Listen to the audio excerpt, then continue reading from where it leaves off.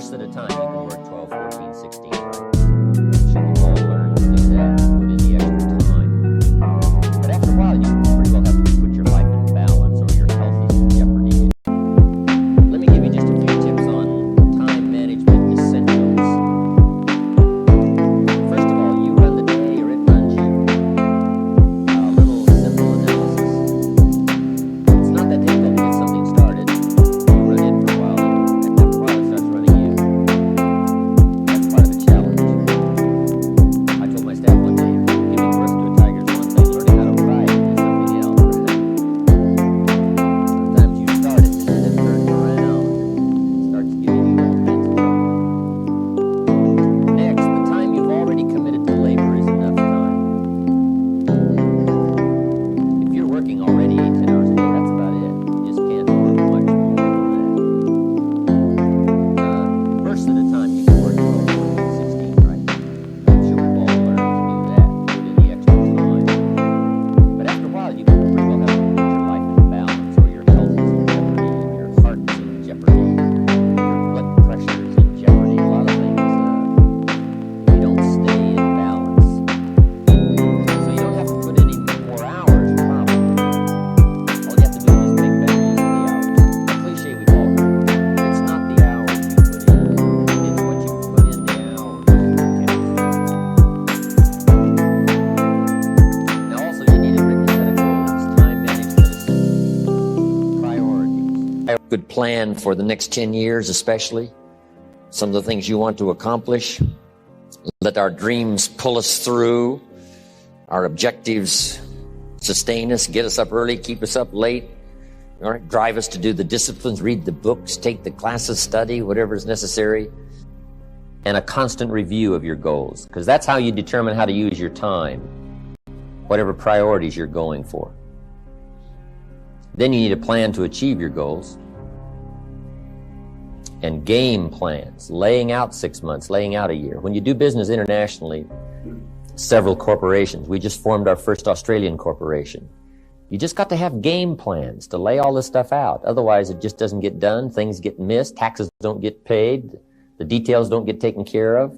You've got to learn to think on paper. And if there's one thing under time management we can get across that's major, that one is it. Another key is learning to separate majors from minors. That's high on the list. Making sure you don't spend major time on minor things. This is why you need to think on paper, put your game plan on paper to make sure you're not spending major time on minor things. Little phrase I have says, don't mistake movement for achievement. It's not that difficult to get busy. What you have to do is check to see what you're busy on. Because it's easy to haul out the trash and fix the screen door, get the car washed, take the kids to school. I mean, it's easy to stay busy, right? The key is on what? So separate majors from minors.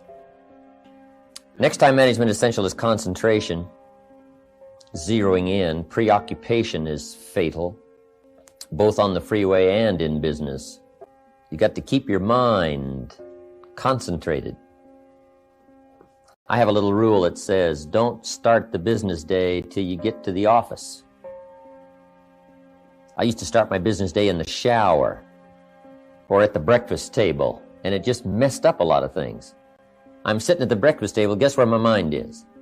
At the office. I even got mixed up going to the beach and, trying to, do some relaxing time. But sure enough, when I'm in the office, I'm thinking about the beach. And when I'm on the beach, I'm saying I should be at the office. Now, see, that's mixed up. We quoted that little quote from the Reader's Digest in the evening seminar, right? Wherever you are, be there.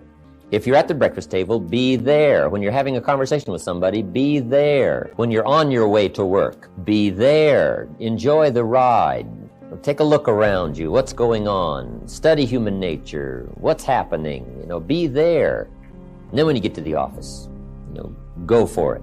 Next time management essential is learn to say no. Boy, it's easy to overload your calendar, get yourself into all kinds of time management problems simply because you didn't have the the strength to say no when you should have said no. It's much more difficult to say no and then try to get out of it later, call back, make the arrangements, go through the whole embarrassment. Better to say no than to say yes and have to back out.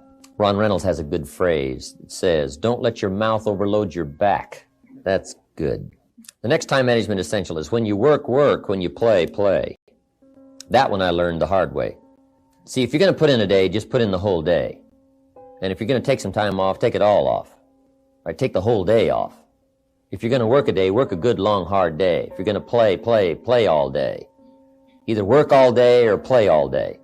Because guess what? If you're going to knock off at 3 and go play, guess what you're thinking about all morning?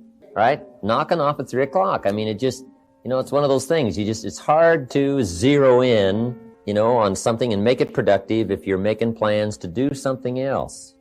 Now, part of this depends on what you do and depends on your work schedule and the job you have and the business you have, right? I understand that. Everything we're talking about these 2 days needs to be altered and monitored and worked around to fit your particular situation. I understand that. I have a builder friend of mine up in San Jose. His name is Peter Paulson. Peter's got it down pat. Peter works a week and takes off a week. That's the way he's got it arranged. He's a builder. Now, it's kind of clever, though. See, he works 5 days, takes off 9. He says work a week, take off a week, yeah, but it's really 5 and 9. Because it's 5, and then it's a weekend, and 5 days, and another weekend, right? So, but what Peter does, the 5 days he puts in, he works, 14, 16 hours, almost around the clock, keeps 2 or 3 secretaries going, gives all the orders, the accountants, the superintendents, the builders, the whole thing, gets it all arranged, and works around the clock for 5 days and then takes off. Now, you might not have the luxury of being able to do it that way, but just work on this. When you work, work. When you play, play. Okay, the next time management essential is analyze how you are and then either compensate for it or change. Sometimes you can remain how you are if you just make other arrangements. My staff discovered I'm a poor courier. They said, Mr. Rohn, here's a check for Jerry Haynes. You're going to be up north, right, in the next couple of days? I said, yeah, no problem. Give it to me. I'll see that he gets it. Guess when I next hear about that check? From my cleaners. Saying, Mr. Rohn, we found this, right? Now, I say, look, I know I messed up that time, but, next time I'll make sure. See, but it just doesn't work. I'm not good at it. So we've got a little rule at our office that says, don't give the chairman anything, right? Don't. It won't arrive. He can talk good, but he's a poor courier. It won't get there. So you just got to analyze how you are and then make the compensations for it. Now, you can promise to change all you want, right? But if you're not going to, then make the other arrangements. I finally got somebody to help take care of reading financial statements and taking care of, a lot of corporate business and matters that I promised I would do myself, but I just never did get it done. And it used to be terribly costly to me for IRS and taxes. Unbelievable. But I finally got somebody to take care of that. So if you're not going to change, if you're not going to do it, even though you promise yourself year after year, just then make arrangements to see that it gets done. So analyze how you are. If you're good at bookkeeping, then keep your books. If you're not, just don't keep promising. Just drop off all that mess, twice a week or once a month in somebody's lap and say, here, figure this out and I'll pay you to do it. Sometimes for $100 a month or something, $50 a month, somebody will just, calculate a lot of stuff for you. Just save yourself all the grief of promising and never doing it. So analyze how you are. That's very important. Next time management essential is beware of the telephone. Beware of the telephone, a useful tool, but it can also get you into trouble. So you got to watch the telephone on time management. Here's one way to use the telephone. Make sure you make an agenda before you make a call.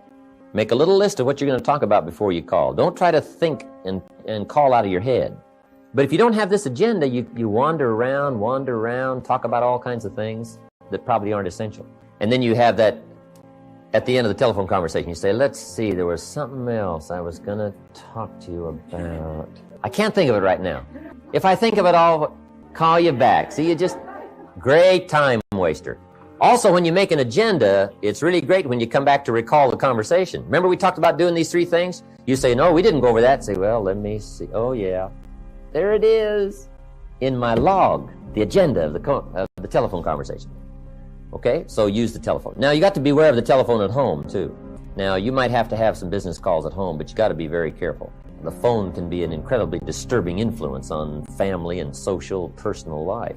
So learn to regulate that. They got the phones now, you can just shut them off, right? When somebody calls, it just sounds like you're not there. You know, the phone just rings, but you don't hear it. I can just let the phone ring, but some people can't do that, right? I've had people over at my house, my phone rings. They say, aren't you going to answer your phone? I say, no, we're having lunch or whatever, right? So you got to answer your phone. I said, no, you don't. I've had them go answer my phones. They say, it's for you. I said, I imagine it is. Yeah, come on. Next, time management essential is have a certain time to solve problems. We found that helpful, especially in the business world. We say problems after 3. Just set them aside.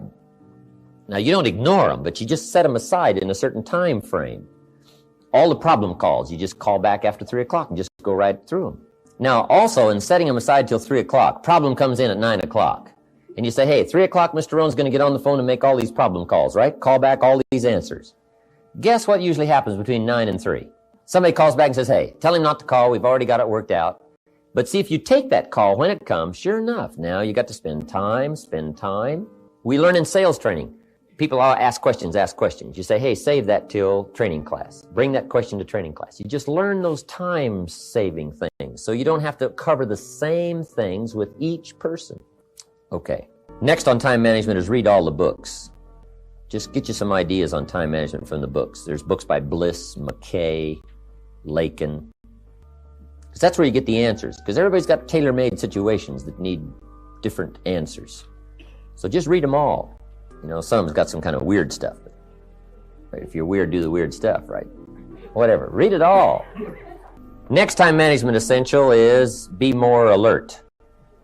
Part of the alertness is not only what's going on, but also be alert to looking at all your present procedures. You may have some old outdated procedures, stuff you've been doing for 5 years, and it's taken 10 hours instead of 1, right? You could put it on a computer or something. You could just, go through, because it's easy to just accumulate a lot of wasted time, wasted motion by not, updating all of your stuff.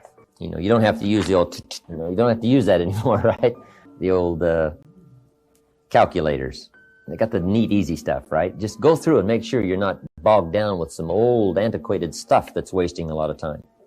And then be more alert. Take a look at what's going around you. Say, hey, I've been going from here to there, and it's taking too much time. In sales management, we teach, don't go across town until you've gone across the street. Have they heard your story across the street?